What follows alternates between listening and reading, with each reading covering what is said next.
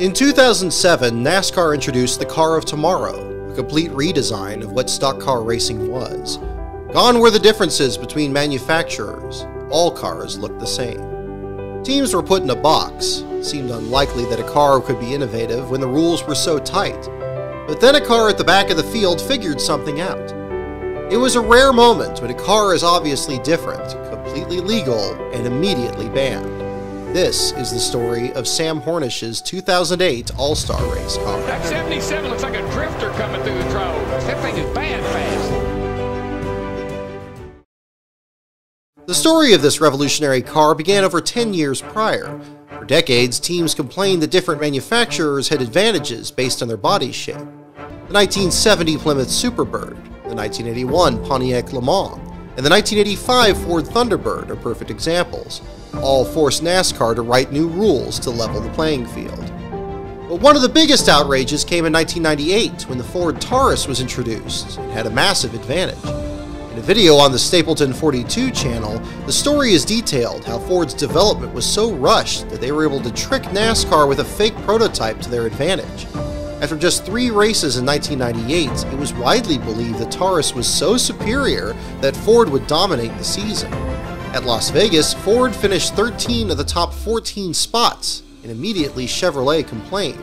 NASCAR responded by taking 1/4 of an inch off the Taurus spoiler to reduce their downforce. But what made the Taurus controversy different than others was that it introduced the idea of common templates. That all makes would have a similar car, and all would be equal. It had been decades since stock cars rolled off the showroom floor and onto the track, but at least they resembled their passenger counterparts.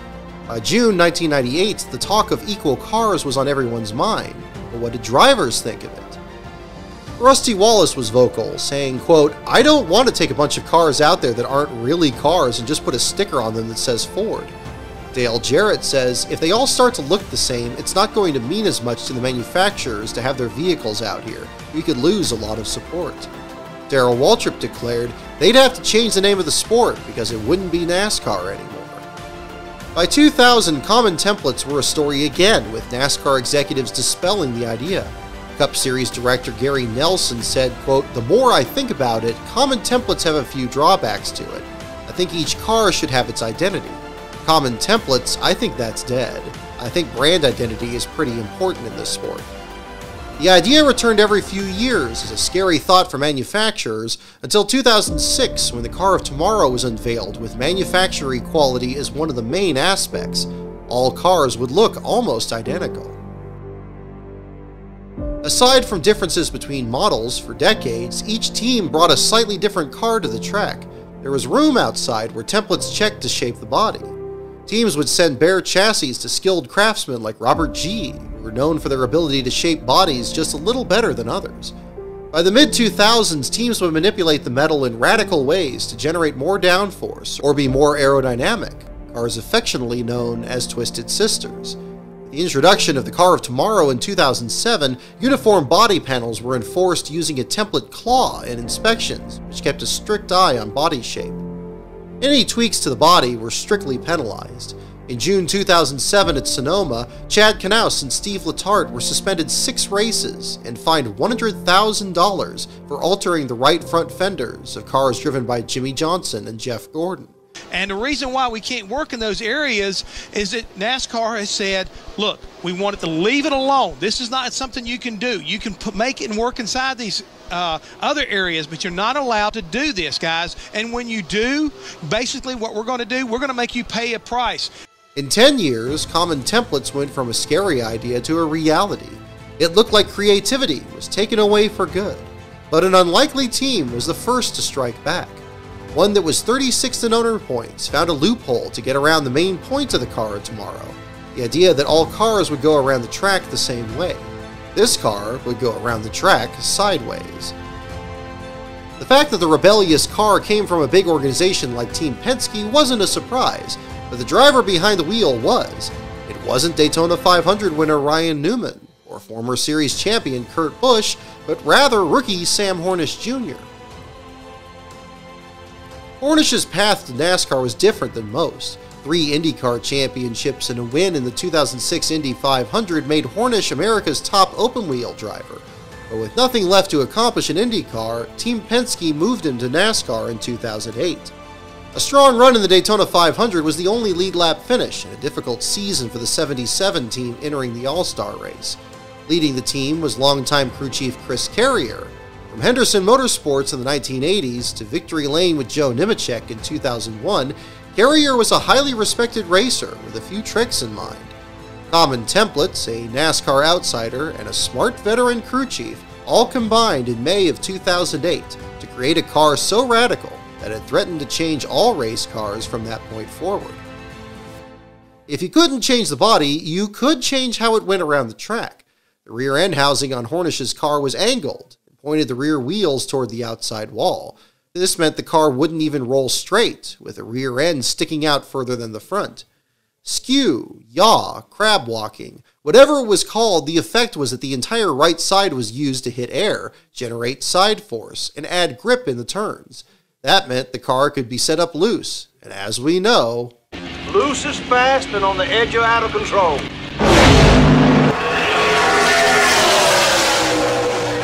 Sam Hornish Jr., 29.36 on his first lap. That is second fastest by less than 100. That makes that old lap by Joe Nemechek look pretty good, because Sam Hornish was actually one of the faster cars in practice earlier today.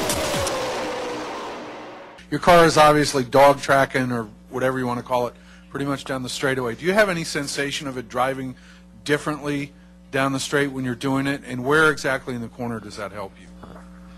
It's one of those things where it kind of helps all the way around, and if you look at every car out there is dog tracking to a little bit of a degree.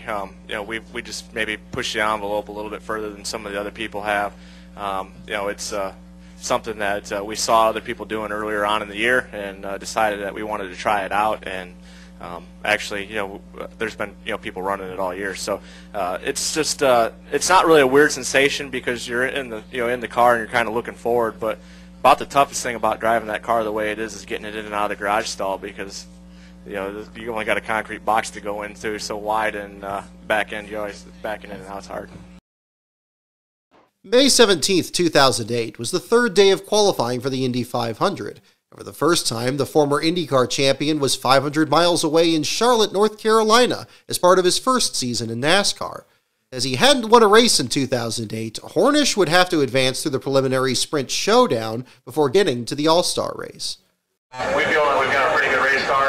Ran real well in practice yesterday. Didn't qualify quite as well as we thought we were going to, but I think that we've got a really good car here, and hopefully we'll make all the right decisions as far as whether to fit, whether not to fit, and all that good stuff, and hopefully we can race our way in. 11 drivers have won their first ever Sprint Cup trophy here on All-Star Night. Sam Hornish, Indy 500 champion, hopes he is going to make it number 12. He's got a good starting position and a fast car.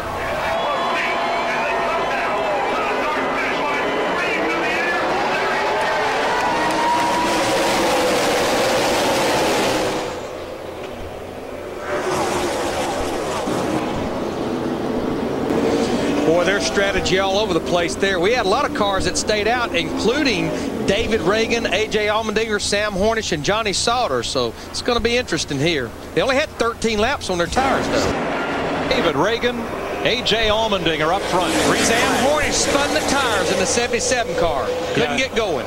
That's what happens sometimes. You stay out right around there on your tires. Can pick up a lot of debris. And Sam had made a great run. He was sitting there in like 4th or 5th spot, and that's really going to put him back in the field with guys that got new tires now. Sorensen, Kane for 4th place. Whoa, boy, Kane got way out of shape. That's going to allow Vickers to come alongside of him and make the pass. Sorensen clears Sauter. Here comes Hornish. Vickers advances on Kane, clears him. I still say that 77 car, Larry, had he not spun the tires on that restart, he would have been a guy that they'd have had to work with. Absolutely no question. He's got a fast race car. He has all weekend long.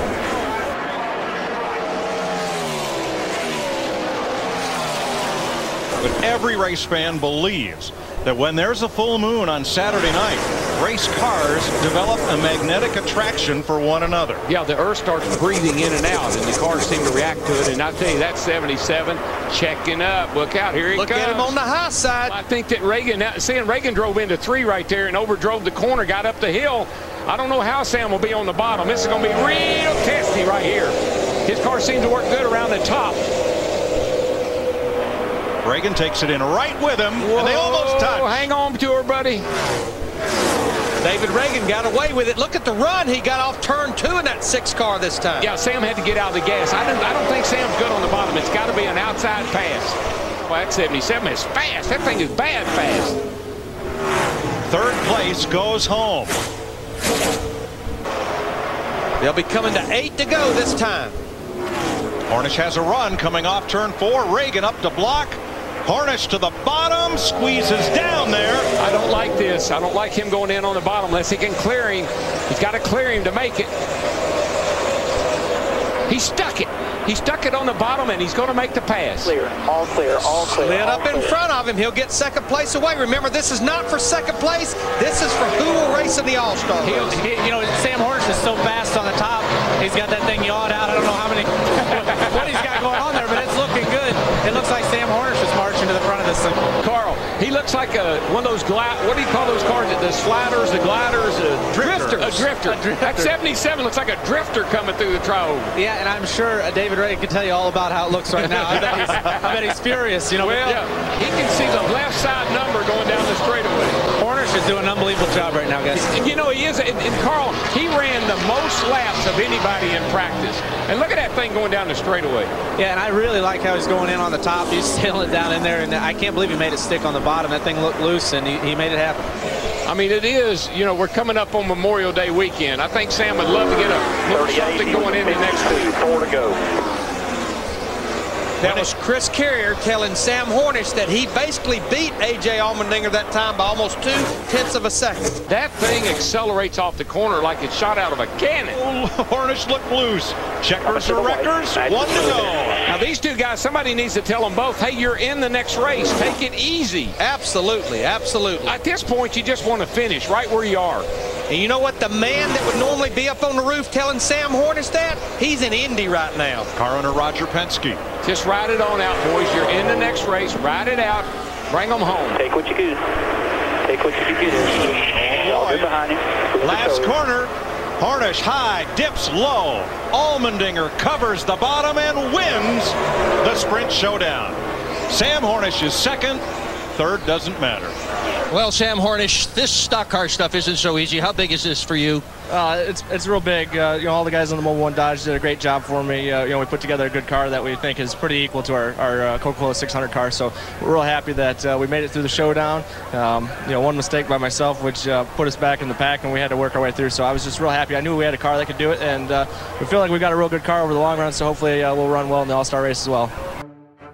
147,000 spectators packed Charlotte Motor Speedway for one of the biggest crowds in All-Star history. And here we go. Boogity, boogity, boogity. Let's go All-Star racing, boys.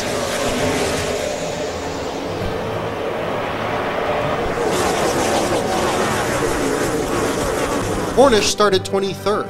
Within 2 laps, he climbed to 18th and was trying to pass Juan Pablo Montoya for 17th. But the night was almost over before it began. Car in the wall, turn 1. Denny Hamlin, is it? No, it's Hornish. It's Sam Hornish in the 77. Oh, that's a shame. He just got it with the right rear. Get it? Maybe it'll just straighten that car out so it runs straight. He's got a little to give over there. After the race, Hornish explained Montoya had been running the low groove, and in this lap entered turn 1 high. He was faced with either hitting Montoya or running high into the marbles. 7 laps later, Sam had to pit under green to fix damage. He returned to the track 2 laps down. After each of the first 2 stages, Hornish got the free pass and thus got his laps back. After 50 laps, he was back on the lead lap, but running last. In a night where track position was important, Hornish slowly came through the field. A 2-tire pit stop at the end of the 3rd stage set Hornish up for a charge in the final 25-lap run. I don't believe who else is coming in that lead pack. Remember Sam Hornish was 3 laps down? He's 9th and moving on the outside. I tell you, and he's had a bad fast car all night long. He was way on the outside that time. He's got some right rear to give, though, guys. That thing goes through the corner with it. Look at it hung out going down in there. Now, Sam Hornish in the 77 car, he's gotten by Carl Edwards in the 99. That moves Sam up to the 9th spot.